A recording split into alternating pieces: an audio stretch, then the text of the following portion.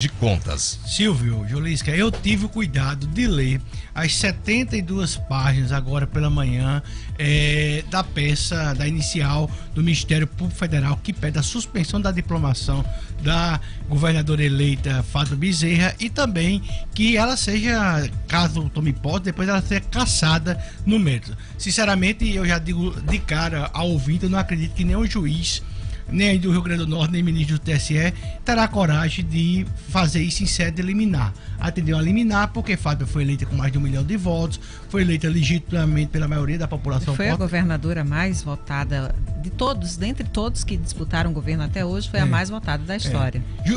Do mesmo jeito que eu digo que tem uma convicção plena que Fátima não terá nenhuma medida cautelar, liminar, que impeça Fátima de tomar posse, eu também tenho a mesma convicção que ela vai chegar o dia que o TSE vai cassar o mandato da governadora, de tão grave, de tão forte e contundente são as provas que o Ministério Público Eleitoral juntou no processo e tão bem gabaritado está. Vamos para o ponto 1. Apesar de serem 11 pontos que o Ministério Público alega aí para na denúncia dele contra a campanha da governadora eleita Fátima Bezerra, mas tem um ponto 1. Pode parecer até brincadeira, mas a campanha de Fátima, segundo o Ministério Público, segundo as contas que ela apresentou, é uma campanha que eu poderia chamar de machista. Por quê? Porque por incrível que pareça, parece até brincadeira isso, mas há na lei que 30% dos recursos tem que ir para campanhas femininas. Isso é para quê? Para equilibrar, tá entendendo? Para fazer com que a mulher participe da campanha. E a campanha de Fátima utilizou R$ 156.365 que deveriam ser repassados para mulheres do partido, para viabilizar a candidatura de mulheres para homens. Parece brincadeira. Fátima que sempre tratou e defendeu as minorias. E aí se cria uma lei. Isso pode ser considerado crime? Sim, e isso. Porque existe uma cota, né? Tem que haver pelo menos 30% de candidatas mulheres e elas devem receber proporcionalmente o mesmo valor de recurso. Isso é coisa força de lei. Força de lei. E faz perder o mandato. E outra coisa, a procuradora regional eleitoral, doutora Cibele Benevides, ela passou em todos os veículos de comunicação do Rio Grande do Norte, no qual eu tive o prazer de entrevistá-la 2 vezes. Não foi nem aqui na 96, foi em outra emissora que eu trabalhava, e ela dizia que ia investigar isso, que era importante que tivesse essa equidade, esses 30% fossem viabilizados para fazer com que as mulheres participassem mais. Mas só essa questão dos 30% seriam suficientes para se pedir essa cassação de diploma? Sim. Do mesmo jeito que foi cassado já senador por R$26, do mesmo jeito já a pessoa Querinho não ia ter os votos dele, Julisca, porque não apresentou uma certidão de antecedentes criminais, que era só qualquer juiz pegar e ver no sistema. Mas só o fato dele não ter apresentado já causa o problema. Ou então você quer pior, então dizer que o cara que parece que é advogado não era alfabetizado.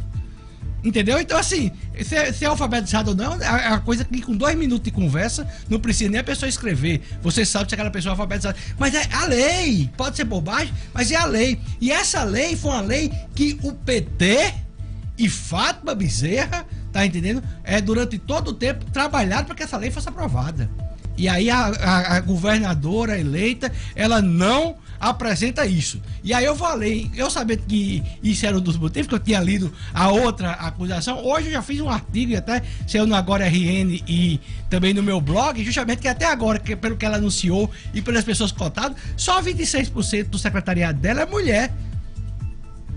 Ou seja, Silvio, você vê o seguinte, como é fácil se ter um discurso quando se é oposição, mas ela só botou até agora 26% do secretariado dela é mulher. Ou seja, um governo predominantemente homem, hétero, de elite e branco. Você vê como se trabalha com um discurso como é fácil, mas tem algum negro até agora? Já tô até saindo do assunto, mas existe algum negro no secretariado de fato anunciado até agora? índio, representando o movimento LGBT, não tem. Mas aí voltando ao caso da ação.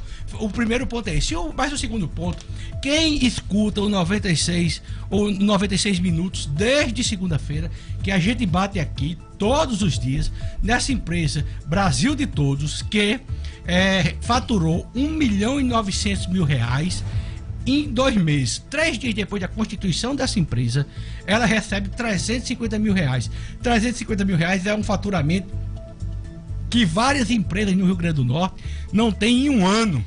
Mas essa empresa, com 3 dias de constituição, sem patrimônio nenhum, sem estrutura nenhuma, já recebeu R$350.000. Depois, totalizou em 2 meses R$1.900.000.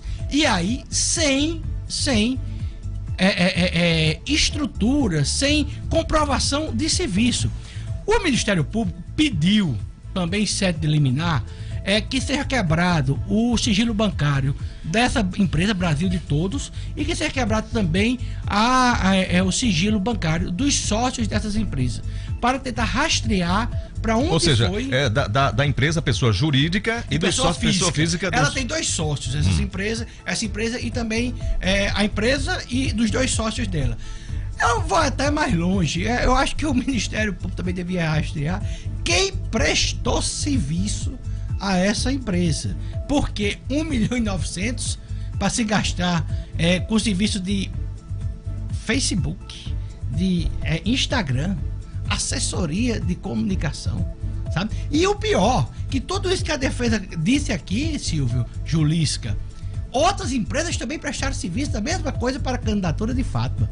Ou seja, como você contrata serviço de, por exemplo, de Instagram para 2 empresas diferente para só um Instagram? Isso consta na denúncia? Sim, também? Que consta. outras empresas sim, prestaram? consta não só na denúncia, como também no áudio da sustentação oral de 8 minutos da procuradora Cibele, que o nosso programa aqui botou pouca coisa, mas no programa de Enio, de Robson e do professor Marco Aurélio, às 6 horas, o Jornal das 6, foi passado esse áudio, tá entendendo? Esse áudio, inclusive, foi primeiro... Jornal das 6, que inclusive já entrevistou a Cibele Benevides. Sim, Jornal das 6, que já entrevistou, e esse áudio foi... antes de vir aqui pro 96 minutos, ele utilizou no programa dele. Só esses 2 programas aqui, da 96, o 96 minutos, o Jornal das 6, mais o Band Entrevista, que eu faço parte lá na TV Bandeirantes, é que desde segunda-feira vem batendo nesse negócio, dessa gravidade. Eu até ontem passei como fake news, porque tinha dado que o Ministério Público ia entrar e eu sabia dos detalhes, tá entendendo? Porque era muito grave, estava gritante o que estava acontecendo. Eu já disse aqui do princípio, eu não acredito de fato que nenhum juiz vai dar uma cautelar impedindo a posse da governadora Fátima Bezerra em respeito a 1 milhão de votos, mais de 1 milhão de votos que ela teve. E eu acho que também uma decisão monocrática de só uma pessoa derrubar 1 milhão de votos, pelo menos eu não concordo, apesar da gravidade do problema, mas que ela vai ter problemas seríssimos em relação ao mandato dela quando for pro mérito, depois de todo destruído, dela ter total condições de exercer sua defesa da plenitude, como deve ser todo o processo, bem instruído. A situação dela é muito grave. É muito grave porque é brincar, inclusive, com a boa-fé das pessoas, sabe? E aí, vamos aguardar a questão da justiça. Não vai ser liminar. E aí, por que não vai ser liminar? Hoje a justiça já está de recesso. Então não vai ser essa liminar. O que o Ministério Público Estadual pode fazer, é entrar com outra ação para o plantão dar essa liminar. Você teria que entrar com outra ação, com outro tipo de ação. E aí eu não acredito que nenhum plantonista vá matar essa matéria no peito e dê uma canetada. Afinal, Marco Aurélio e Moro e esses juízes que tem peito, o Gilmar Mendes, não tem em todo canto. E eu digo Moro, Marco Aurélio, Gilmar Mendes, porque nós temos aí vários lados. Tem quem gosta de Moro e detesta, tem ontem que bateu palmas para Marco Aurélio, tem quem não bateu, tem quem já odiou Gilmar Mendes e hoje Gilmar Mendes e Marco Aurélio são 2 ministros do STF e hoje aplaudem eles. Então, assim, a justiça, ela às vezes é lenta, a justiça, mas ela sempre dá uma resposta. Agora, tem um ditado que diz, Julisca e Silvio, a justiça tarda, mas não falha. Eu discordo plenamente desse detalhe. Por quê? Por quê? Porque vamos a um caso da Paraíba do governador Cássio da Cunha Lima. Ele foi eleito, teve... as contas não foram aprovadas, cheio de falhas na prestação de contas, igual a da governadora eleita Fátima Bezerra. E ele só foi cassado com 3 anos e 2 meses de governo. Essa justiça foi feita? Ela tardou e falhou. Por quê? Porque não proporcionou. É porque, na verdade, quando a justiça tarda, ela falha. Já falha. Exatamente. Eu digo um exemplo pessoal. Meu avô foi para a Segunda Guerra Mundial. Assim, não foi não. Ele foi convocado, né? Por isso não casou, demorou mais um pouco para casar com minha avó, tudo. E aí, morreu vovô, morreu vovó, morreu papai. E eu que recebi uma partezinha do negócio. Ou seja, a justiça tinha que ser para ele. Uma partezinha de quê, Gustavo? Explica melhor. Não, porque é uma espécie de uma aposentadoria aí de ex-combatente. É uma espécie de pensão. Né? Não. Na verdade, é uma indenização.